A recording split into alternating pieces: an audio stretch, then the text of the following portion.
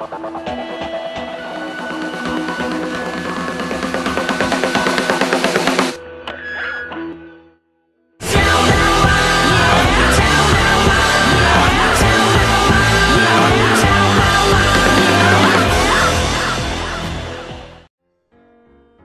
to RDLP. I'm your host, the Prince of Play, Solon, and with me once again is the Professor of Chugonomics, Austin C. Howe. No, let me do it. Oh, okay.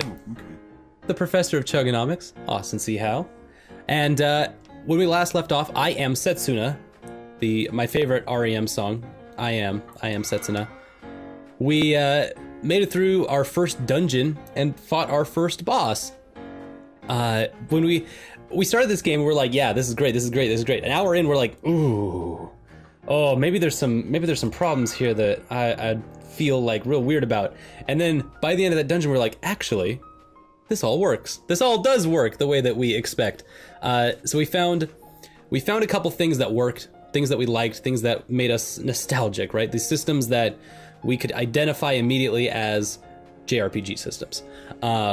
Where we're switching between party members, and some of them are buffing, and some of them are healing, and most of them are attacking with magic or physical attacks. Once we saw that, we're like, all right, we're on level with this game. I see where you're going, video game. Plot-wise, we're still kind of like in the woods. However, over the last probably 20 minutes or so, between the last 2-3 episodes, we've been making actually cool decisions. Mm-hmm. The character decision tree, where you get that like binary options, isn't so much like, what does the character think about this? Right. It's more like a provocation to the player. Like, here's 2 ways that this could be going right now. Mm-hmm. And what do you, the player, think about how this is going? I kind of like that. I don't know what you think about that, but that's kind of where I took it. I have mixed feelings on it, but I do still see this as a game that is,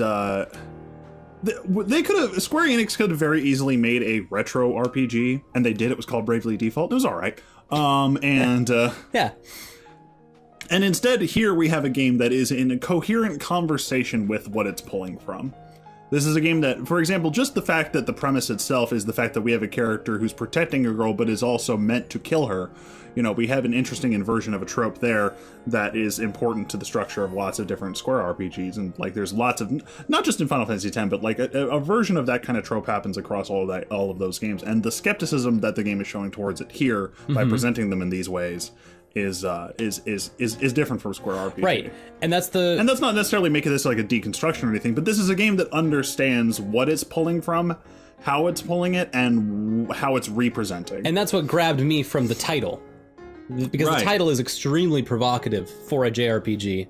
Yeah. Identifying the main female protagonist with a period on the end. Mm-hmm. Like, they're very intentional about their title. And that's what grabbed me. It wasn't just another copy of the title Final Fantasy. Well, to be fair, I believe Bravely Default. Can you look up I Am Setsuna on Wikipedia? Because I'm pretty sure the Japanese title is a lot more traditional JRPG. Is it? Okay. Yeah. I can believe that. Which then at least says something about the localization. At the very least. Just go through the dialogue for a bit while I do this. What I'm looking for at this point, where I'm looking at you, I Am Setsuna, is, since I don't have to look at the main character anymore, I want to make sure that all the other characters are starting to pronounce themselves in interesting ways. Tenderville's on the other side of the Mistleaf Woods on the north here. The sick and wounded are well cared for, and there's those with no one else to turn to or warmly received. Quiet Mother says, our village was attacked by monsters.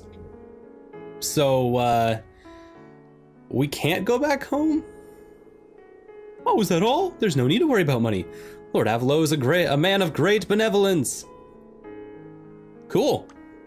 We're going to a good place then. Cheerful girl will be able to make new friends? Soldier says, there's no children here. No children allowed. All right. Hooray for his lordship. So, yes, here we go. Oh, you were looking something up. I was looking up the original Japanese title of the game, which I'm going to try my very best here, but I'm still probably going to butcher this Japanese. Ikeni to Yuki no Setsuna, which I believe translates to sacrifice in the snow. Much more traditional Japanese role-playing game title, but very sad. Right. But Which is what we love about them. But it's still about Setsuna.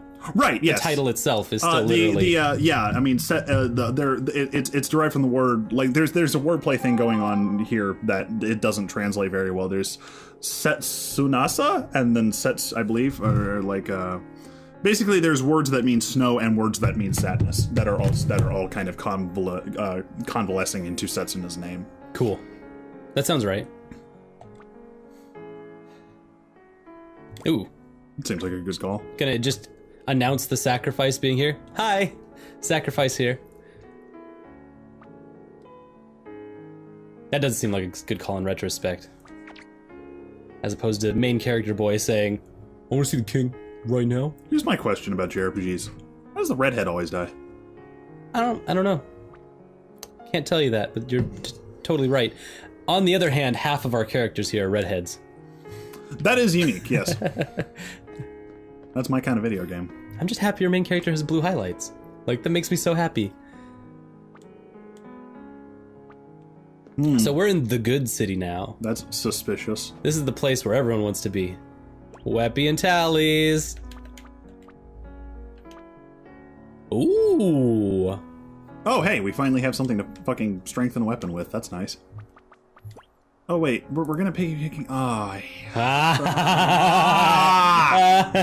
he just realized that you can strengthen a weapon, but then you will get another weapon in the future. That is the worst mechanic in video games. Which also, well, okay, well, also we don't have to make that decision right now because we have Mithril, but we still don't have a weapon it can strengthen. God, this game mechanically is driving me insane. It's trying to. It's showing you little things here and there. It's just introducing you to them, and it's trying to not be like them relevant immediately. No, it's not. It's trying to not be forceful. It's trying to just be like, hey, here's an idea. Think about it for a while. Crooked Tooth Man playing with his daughter in the snow. It's not like Dad. It's just Crooked Tooth Man. This game is really set on telling you exactly the social standing of this person within the wide selection of the city, but not giving them any value at all. Right. Loud soldier! His lordship is, what was it again? Oh, his lordship's inside. Right, yeah, his lordship is inside. Meanwhile, idiot on the right's like, his lordship's inside! Get in there! This makeup caked woman! Like, who writes their titles? Like, the king of the city? The king's just looking around like, that right there, I decree it to be. That is makeup caked woman. This is loud soldier. This is sleepy soldier. Look, I bought that bad foundation one time. Yeah, and you ruined the party, Janet! That's what I'm saying. You young man, you are unremarkable. Oh, Tenderville. Boy, I sure wish there was a... Look at that frickin'... What is this? That's my favorite Fez puzzle right there. Just right there in the middle. Get out. You ready for the witnessing to happen? A little witness puzzle right in the middle of town. We did not ask for a third green bean casserole. We're looking at the, we're looking at the, you know what we're doing? We're playing the Young Bucks of JRPGs. This is a formula.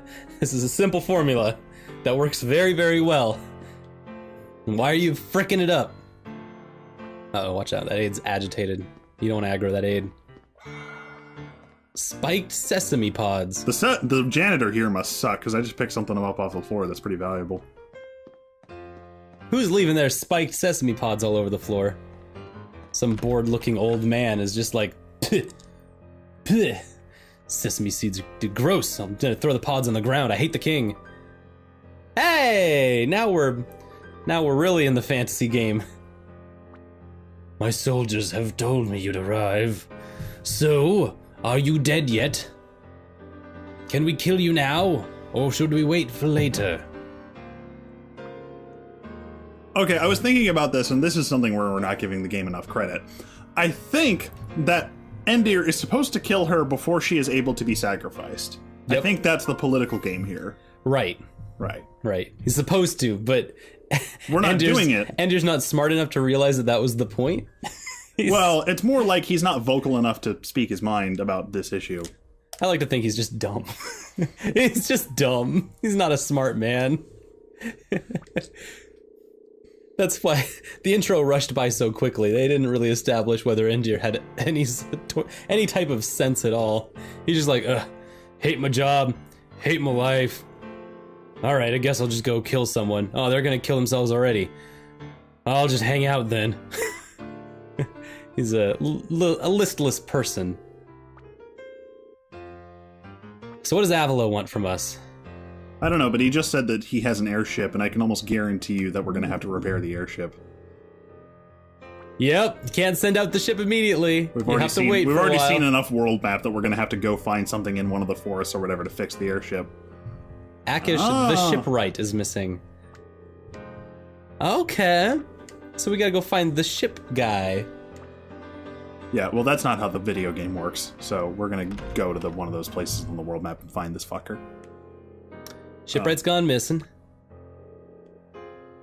Something sinister is definitely going on.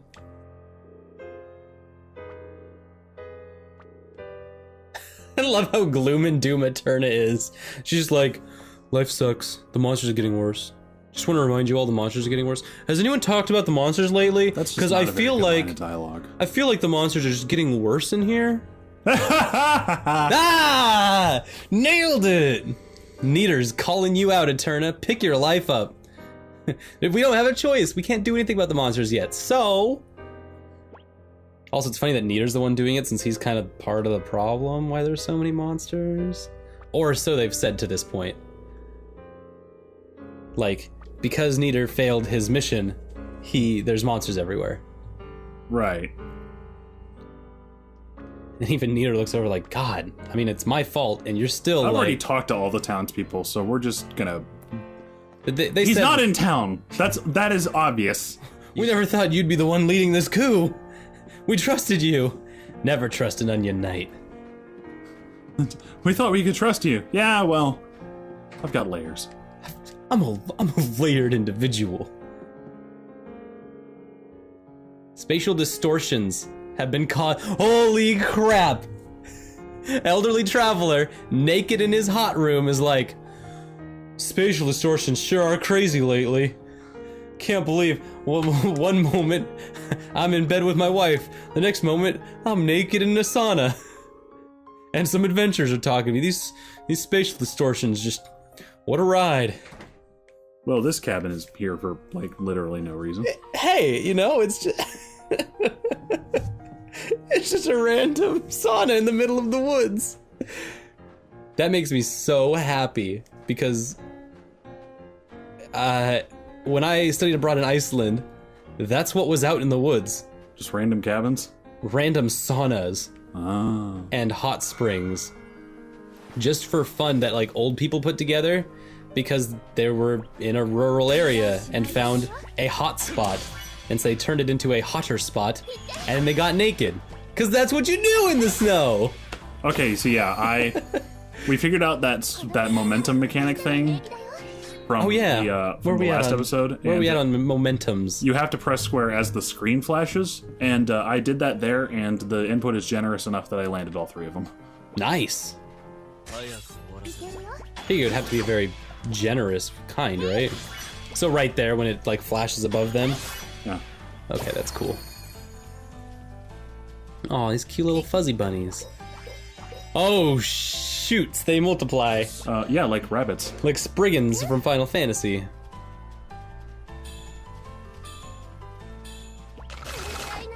Ooh. So these monsters essentially are exactly like the penguins in how they attack, but then they add one extra step. And that's this call mechanic. I'm gonna assume that the best way to take care of this is, yeah. These guys better give you, like, XP for all these. Oh, yeah, they certainly will. Momentum Master. You're a Momentum Master now, good job. I am world renowned for my ability to keep it going long into the night. Okay, cool. Yeah, you got hella XP for all of that. Got your rocks off. Crap. Just X kill them all. Yeah, no, I'll do it. They don't even do that much damage, which is nice. Muffy.